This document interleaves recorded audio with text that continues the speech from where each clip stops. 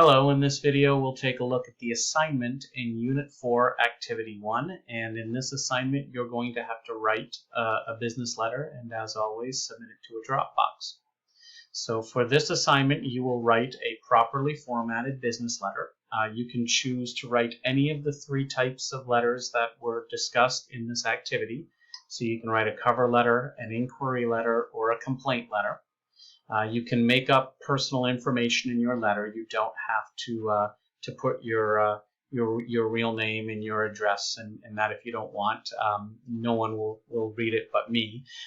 But you can create fictional information if you want. But do take the topic seriously. So if you when you're writing a cover letter, an inquiry letter, or a complaint letter, make sure that you're writing a serious, professional, formal letter. Okay. For a cover letter, consider writing to a real employer you are interested in. And I get a lot of students that like to submit cover letters for this assignment, and I think that's probably because they already have a cover letter that they've written in the past. And you can certainly use material that you've used in a letter in the past, but do make sure that you're following the structure in this activity.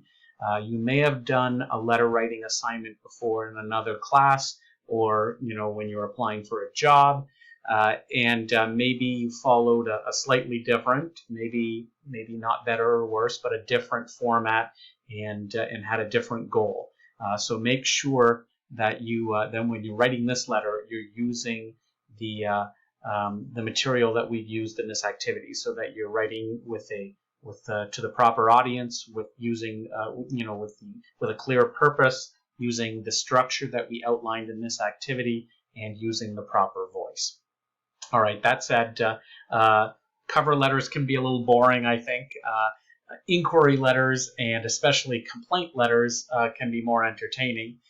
So if you're going to write an inquiry letter, feel free to write it to a post-secondary program or a specific organization that you'd like to get more information on.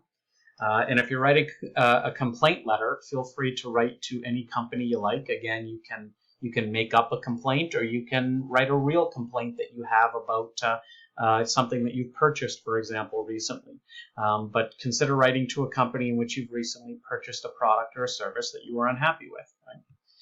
You may use this business letter template to help you format your letter. If you open it up, it'll look like this right here. So you can just fill in your own address and information here.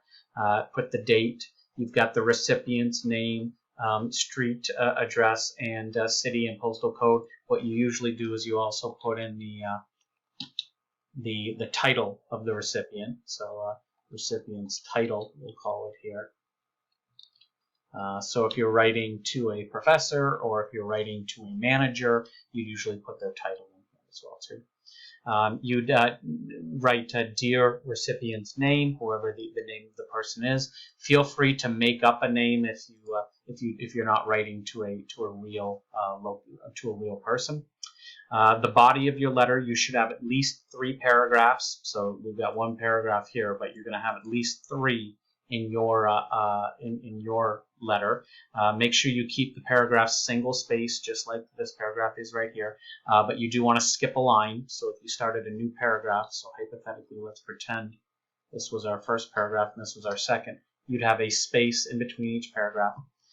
Make sure you refer to the explanation and the sample letters in the content of this activity for instructions and more detail on what your letter should look like. And again, remember the importance of audience, purpose, and voice as well. At the ending of a letter, you would have sincerely and then your signature. You don't have to write your signature because I know you're typing it out in a word processing program, but if you want to just type in the word signature, that's fine, and then you would type in your name below the signature. Okay? So you can use this structure to make sure that you're writing a properly structured letter. Do make sure you've got all the requirements here, so make sure that you follow either the format for the cover letter, inquiry letter, or complaint letter. Make sure you've got at least 3 paragraphs in the body. Make sure that you convey information in a way that is concise and direct. You don't want to have a long-winded descriptive letter that goes off topic or that is wordy. You want to be clear and to the point. You want to use a voice that is appropriate for your audience and your purpose. You want to check spelling, punctuation, and grammar. I'm going to be particularly tough on spelling, punctuation, and grammar because when you're writing a professional letter, it is extremely important not to have careless spelling and grammar errors. Do make sure you're writing your letter in your own words. Please do not copy a letter off the internet. You must use your own words. And it's a letter. I mean, you've been typing everything this semester, all of your assignments. But just a reminder that a letter is always, a business letter anyway, is always typed, not handwritten. At the bottom here, you've got a rubric, and this is how I will grade your letter. So I will be looking at the organization and structure of your letter. I will be looking at the content inside your letter, so your paragraphs. Do you clearly state your purpose, and do you clearly explain yourself and give supporting detail? I'm going to be looking at the flow and the tone, so the voice of your letter and whether it's appropriate. And then I'll be looking at your spelling and your grammar, and so you'll want to check that too. And that's it. If you have any questions about this assignment, please let me know.